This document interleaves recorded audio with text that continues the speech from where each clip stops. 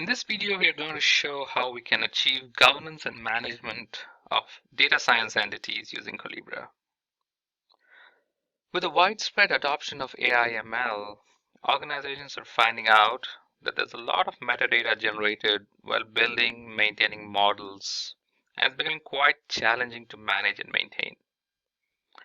What we've done here is to use a platform like Collibra, which has excellent capabilities around data intelligence and data governance, and adopted it to govern a data science pipeline. So what you can see here is kind of a standard view of a ML lifecycle, of with the business owner and the business steward creating use cases that leads to a creation of a project. It also involves creating data sets. That's usually a data engineer who's involved in creating different data sets, which eventually has multiple versions associated with it and different parts, and of course, the set of features associated with the data. Once we have the data in place, the data scientist creates experiments. Each experiment is usually run, and every run creates models and artifacts. So as you can see here, this is an ongoing iterative process. As we build models, it gets tested, and eventually those models get promoted. So over a period of time, you can imagine how much metadata gets accumulated in this life cycle. So to show this in Collibra, what we've done is created new asset types and relations similar to what you saw on the ML lifecycle. What you're seeing here is a community page. It's called products. We have a domain called Data Ninja's predictive models. And if you get into that, you can see all the ML projects that we have created. So the ML project is a new asset type that we have defined here. This is to mirror the project that we showed you on the diagram.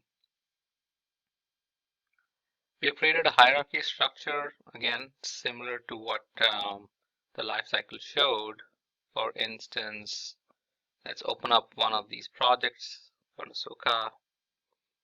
They have two experiments. And I go down the hierarchy. These are the two runs that were run on those experiments. You see the dates associated with it. So there's a lot of metadata that you can add. And again, this is completely customizable because Collibra allows you to create asset types, relationships, characteristics, and tagging for pretty much anything that you want to do, which is what we have utilized here. So let's look at one of these runs, and you can see there's a bunch of artifacts associated with it. This is the data set that was used to create those artifacts. These were the models that were built. So it gives you a complete picture. So if I click at a higher level on the project, this gives you all the details about the project. It tells you all the experiments, what the date was, if you are any tags, right? It has all those details. And a really pictorial and interesting way of looking at it is the diagram representation.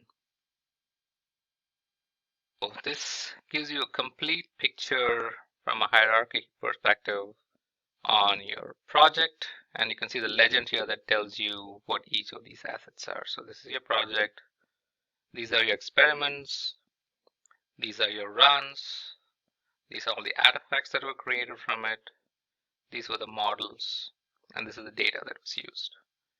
And you can also explore what features were used for the model. So these were the two features that were used on this run. And like I said, it's all about building your relationship between the different assets for your machine learning lifecycle. So if you go back and look at our diagram, we basically replicated the relationships between all these different entities, pretty much exactly the same way in Collibra. So what do we gain here? So this allows you to create and maintain all the different assets associated with running a ML lifecycle. Like you've seen here, you have from start to end, this is your inception of your project. These are all the different experiments on the runs, and over time this adds up. The other thing that you can achieve using the Collibra platform is assigning roles and responsibilities for each of these assets. And finally, it also allows you to create workflows around this model. So you can create workflows that allows your business steward to approve of a model once it's ready, once it meets all the criteria. The workflow gets invoked and it can be pushed into production. So we have used Collibra's highly adaptable platform and created a compelling use case that can be used to manage a complete ML lifecycle model. Hope you found this useful.